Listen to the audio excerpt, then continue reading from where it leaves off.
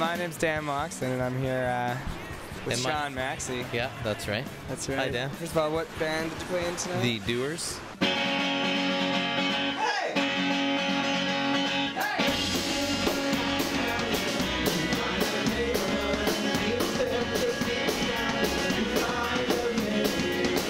So how many times have you toured Canada? I think this is number 5. Yeah, number 5. Yeah. And I know from experience that you guys are pretty much veterans in terms of getting shows in every tiny little town along the way and playing, you know, 72-date tours of 55, yeah. The whole point of this documentary is try to get to the bottom of that idea of why people don't like touring in Canada. Do you have any ideas on why? Say the population of California, which a lot of people enjoy touring in, is, you know, what is it, the population of Canada, right?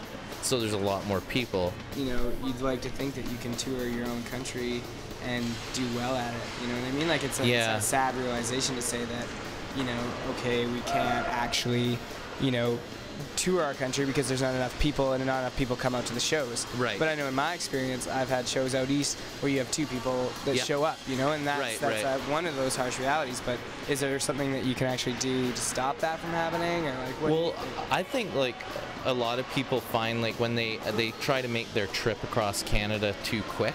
So I think that, you know, if like what we try to do, we try to go somewhere and land there for a week or 10 days, and then so even if you're getting paid $50 a show, let's say, then you're there for 8 days, so you can fill the gas tank and move on. And I think that because, you know, geographically, it doesn't make sense to do Canada in 2.5 weeks, because you're just gonna spend, you'd have to be getting paid, you know, it's math, you know. It's like you'd have to be getting paid $3,000 a show or something. So. Well, thanks for answering those questions. Thank you, Dan. Thanks for having us out here too. Let's sit and watch some hockey, hey? Yeah, okay, I love that.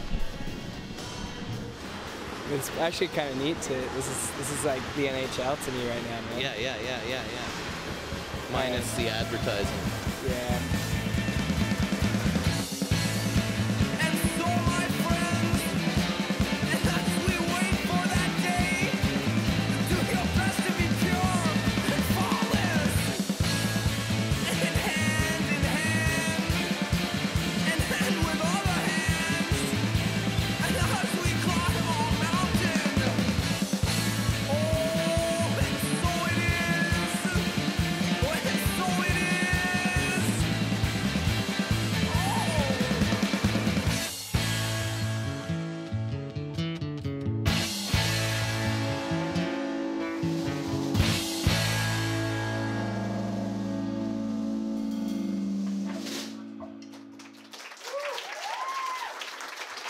Thank you. So first time in Kamloops. You can't judge a book by a cover, and you can't judge a band by its name, as I found out a little while back when I started listening to Ben Sinister. We had them booked for Tuesday night last week, and when I checked it out, honest to goodness, I expected another Vancouver kind of heavy guitar-based band. I was pleasantly surprised at the melodic nature and the arrangements of their songs. A couple of members of the band are here. Say hi and say stuff like that. Hello. This is Dan from Ben Sinister. Hey, I'm the band. I play the heavy guitar parts that you apparently don't like. No, it's not. It's just the name. Yeah, well, we came together sort of in high school, like some of us. That's like our classic bio story, but we've had lineup changes galore since then. But me and Dan, like, we met back then, and his jazz guitarist. Yeah, that's right. Okay, so Dan, like, started moving away from the guitar and moving into the piano, and then we were instrumental for a while, and then Dan decided that if we're going to get anywhere, he's going to have to start trying to sing. So he managed it quite well. Yeah. Now, the instrumental music is so popular these days and age. And you know, you talk about the post-rock and the Do Me Say Think and Holy F and the Sigur Rós and everything and a Mogwai. And there's nothing wrong with incorporating melodies and lyrics into that sort of thing, too, and having that as a basis. True, yeah. How's Vancouver treat you? What is the Vancouver scene like these days? Vancouver's great. We play there usually about once or twice a month, and we always have a great turnout. We try to do the shows where we, plan kind of parties around them and do more of like loft things or random kind of... As opposed to just checking into Richards on a Thursday night or something? Yeah, exactly. Make it more of an event and more of a social thing. Is that great? For sure. Yeah. I like to jam with people. What can I say? I'm Carrie Pratt from Prairie Cat. Before the onslaught of the internet and being able to connect with friends all over, I did do a tour that was sans MySpace and Facebook, which was a tough tour. That first tour when we didn't have the contacts where your friends move away to other cities and stuff, and you don't have a way of bringing them all together, it was pretty tough. You know, a lot of phone calls, and back then we didn't even have cell phones. I know these days we pull up to a Starbucks and use their wireless, and it's easy to get to the next gig. You know, no Google Map or any of that stuff. We used an old map. Favorite part that I had would probably have been sleeping in a Walmart parking lot. We were all 5 of us crammed into a truck with a trailer.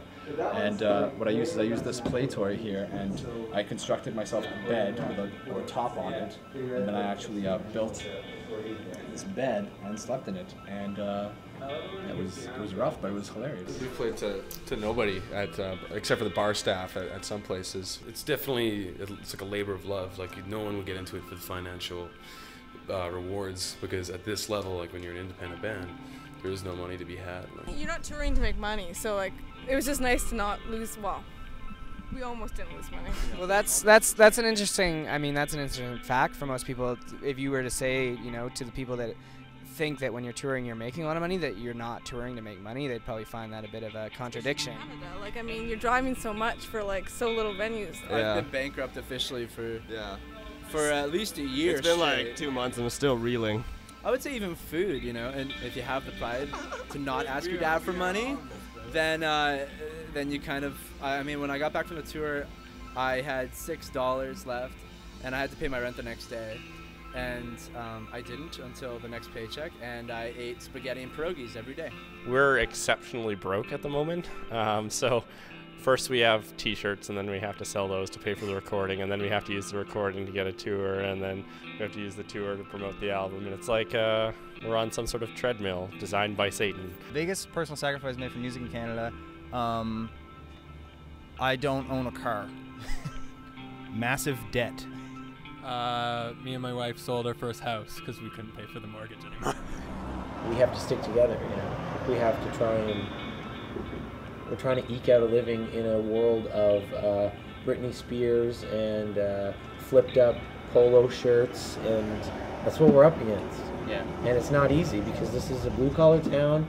They like their, you know, top 40. Top 40 was born in Windsor. Do you feel like you're doing something a little bit more meaningful here instead of just promoting top 40 bands? Or how do you feel about the Canadian independent music scene in general? Oh, I love it, and it's a labor of love, and it's a passion. Of course, it's an economic issue as well, and the good thing is you try to make a living at what you love to do. So I guess that's where Tom and I sit, right? And it's about tying in that local band aspect to out-of-town bands, because that's the connection you make. The guys who are going to play tonight, if you have a connection, if they go to Vancouver, they're probably going to ask you for a show or to play with them. A lot of our stuff around Ontario actually comes from meeting bands that have played here and we've opened for and made friends with, stayed at our houses, kind of stuff.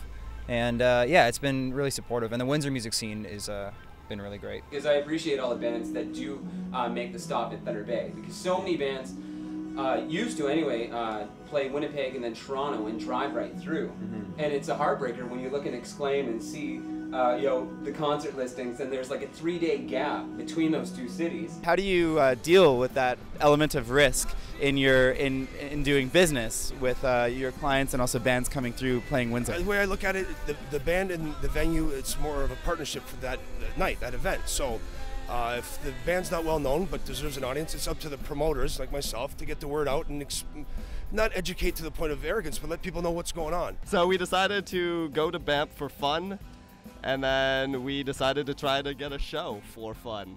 It was 9 o'clock, and we were trying to make a show for ourselves. So we went around to all the bars and just said, hey, we're a band, we have nothing to do, can we play for you? And then everyone turned us down, so we went into an open mic, and I just went in, and I said, hey, do you think you can get us a show here? And he says, a show? Well, we only do like singer-songwriter stuff. And I said, well, I'm a singer-songwriter. And then he's like, so it's how many guys is it? And I was like, well, you know, it's me and my friend. He's like, cool. Musicians and artists doing what they love to do. There's a passion there, and to push and support people's, you know, art is not a hard thing to do. To have a venue. What are we? We own a cave. We have a room that you can do your thing in. I'm doing an English and political science degree right now, so that's absolutely useless. So every time anyone asks me what I'm going to do, I tell them I'm going to be a rock star. Come on, strike against the weather. Piccadilly, Saskatchewan.